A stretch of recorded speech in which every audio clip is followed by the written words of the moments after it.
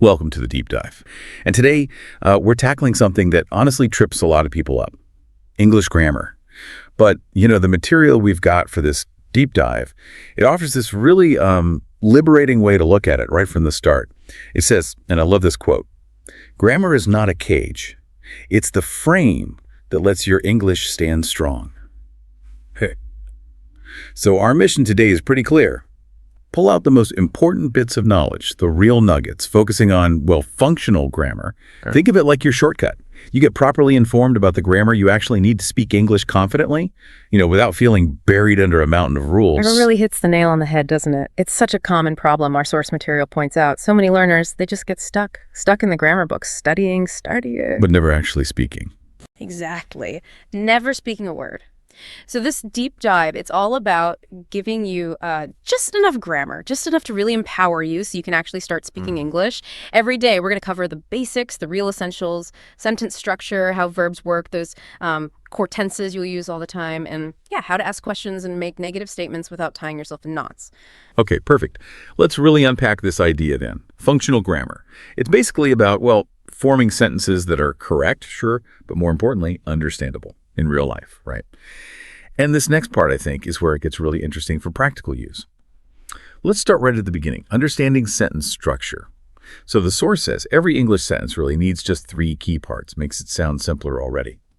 First, there's the subject. That's just who or what the sentence is about. Easy enough, like I, you, he, she, they, maybe my friend, or, the dog. Yeah. Then the verb, this is the action or the state of being. Words like go, eat, sleep, or is, was, have, do, play. The engine, basically. And finally, the object or complement. This is what gets the action or just completes the thought. Things like a book, lunch, the truth, or maybe descriptions like very tired, or places like at the office. Yeah, and what's really powerful is how simple that basic pattern is. The source highlights it. Subject plus verb plus object complement. That's your foundation. Think about it. I eat rice. Subject, verb, object. She is tired. Subject, verb, complement. They play football. We are teachers. It's surprisingly straightforward when you see it like that. It really is. And the source makes this critical point. It really emphasizes every English sentence must have a verb. In English, the verb is king. The verb is king. I like that. It really drives home that the verb isn't just, another part. It's the core. It makes the sentence work. This structure is basically the frame you need for clear communication. That's a fantastic point. So many people focus just on learning words, nouns mostly, but if you don't get the verb right, the whole thing falls apart. Yeah. Okay, so once you have that basic structure, subject, verb, object, the next big hurdle for a lot of learners is tenses, all those different verb forms. But this is where our source material has some seriously good news. Oh, absolutely. This is where it cuts through the confusion. It points out that, English technically has 12 tenses, which sounds terrifying. Right. 12. But here's the kicker. You probably only need to actively use maybe 4 to 6 of them in your everyday speaking. 4 to 6? That's huge. Isn't it? It's such a relief. It means you don't have to master everything at once. Honestly, when I read that 4 to 6, it was a real aha moment. It shrinks the mountain, doesn't it? Makes it feel so much more achievable. Yeah. You know exactly where to put your energy. So, okay, let's break down those 4 most important ones. Tell us when to use them, the structure, and maybe give us those examples from the source. All right, let's do it. First up, the present simple tense. This is your bread and butter for daily habits, general truths, your routines, schedules, that kind of thing. The structure is pretty simple. Subject plus base verb. Just remember the little trick. Add an S or S if the subject is he, she, or it. So, examples. I wake up at 7 a.m., routine. She studies in class 10, habit or fact. The sun rises in the east. General truth, see?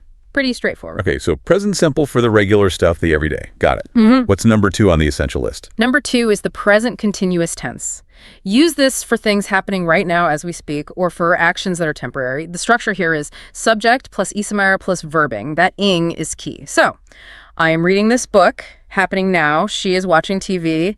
Now, we are learning English. Right now, hopefully. Okay, present continuous for the now. Makes sense. What about the past?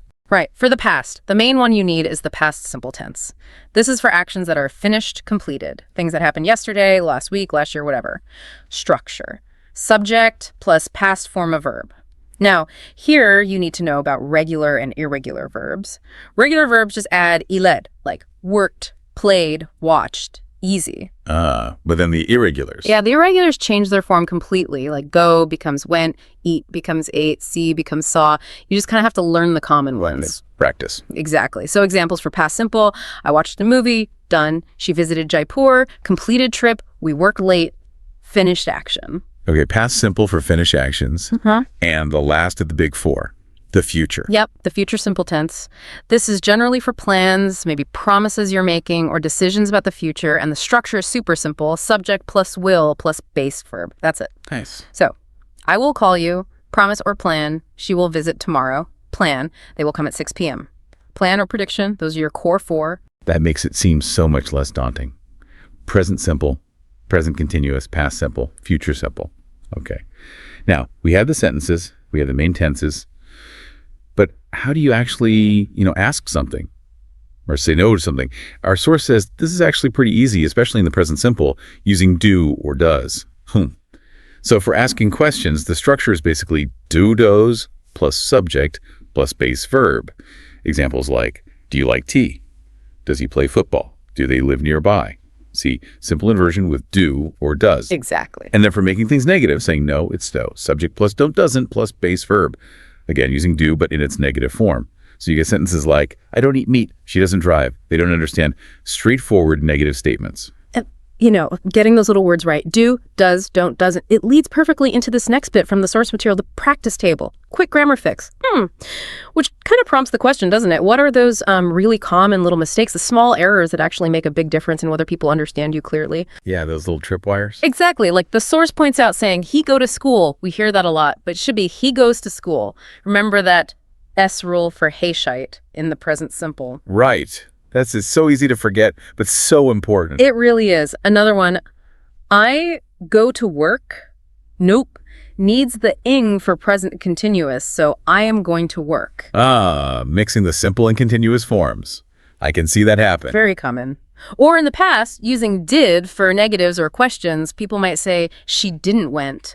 But after didn't, you use the base form of the verb, so it's she didn't go. Right. Did already carries the past tense meaning. Precisely. And one more classic, we was late. You hear it sometimes, but it should be we were late. You need to match was with he-shite and were with withy you. These might seem like tiny things, but fixing them makes your English sound much clearer, much more, correct. It really helps your listener understand you without having to mentally translate. Absolutely, it smooths out the communication. Those little things, they really do add up to clearer speech. I definitely remember struggling with was and were myself, way back when. Okay, building on that foundation, let's quickly touch on essential helping verbs for speaking. These aren't the main action, but they're like the support crew, right? Yeah. Making sentences more flexible. That's a great way to put it, the support crew. They absolutely are crucial. The material lists the key ones we've sort of already touched on.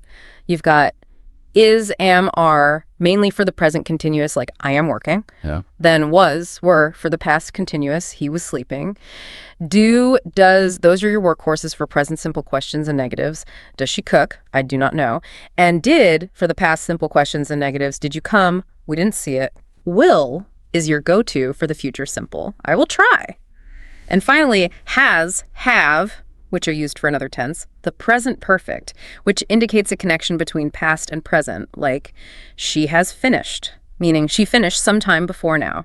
These little verbs, they do so much heavy lifting to make your English sound natural and complete. They really do unlock a lot more expression. Okay, so now let's bring this all back to something super practical. How do you just start talking right now? The source gives us these 10 powerful sentence starters.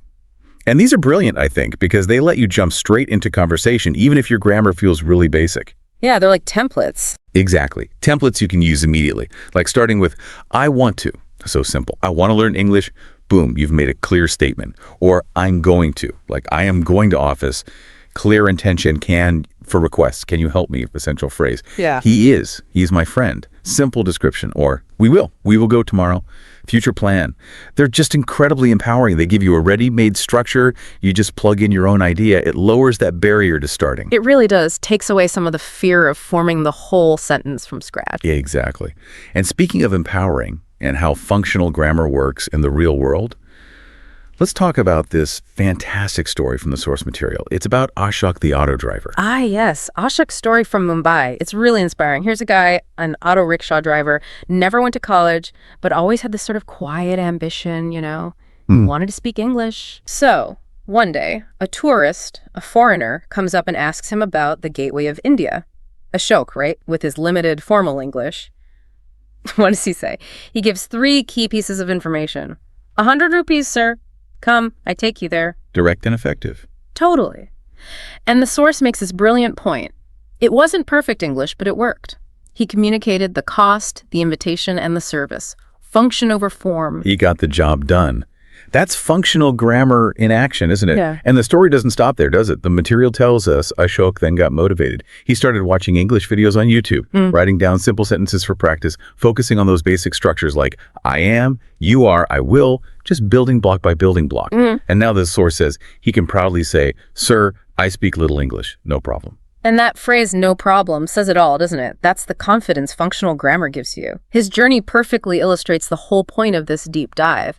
Ashok learned grammar not for some test, not to impress anyone with complex sentences, but for life, for his job, for communication. It just shows that understanding the basics and applying them, even if it's not flawless, even if it's little English, that's what makes the real difference. It proves anyone can do this if they focus on what actually works in conversation. Such a great story. Okay, so let's quickly recap the absolute must-remember points from this deep dive, kind of following the source's own summary table. Remember, present simple, that's your tool for routines and habits. Present continuous is for actions happening right now. Past simple is for those finished, completed actions in the past. And future simple is for your plans or promises, often using will. Don't forget those vital helping verbs is, am, are, was, were, do, does, did, will, have, has. They are the support crew making things work. And underpinning it all is that fundamental sentence structure, subject plus verb plus object complement. That's your frame. Exactly. And all this ties back to that final, really encouraging message from our source material. Grammar is your friend, not your enemy. Good reminder. It really is. You honestly don't need to be a grammar guru, mastering every single tiny rule. You just need to aim to speak with understanding. Speak slowly if you need to, clearly, and just try to use it regularly. The real magic, the real power, it comes from simply starting. Which brings us to a key question for you, the listener, doesn't it?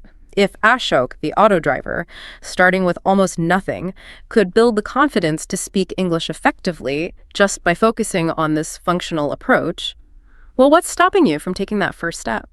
That is a powerful question to leave people with. And let's end with one more thought, straight from our source material, something to really mull over. Remember, even broken English is better than no English. Absolutely. Just speak. Use the grammar you have right now, because as the source promises, the rest will follow.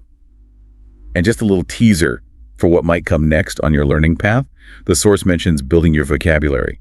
Because, as it beautifully puts it, grammar is the skeleton, but words are the flesh. But for now, focusing on this functional grammar, you're doing amazing. Just start speaking.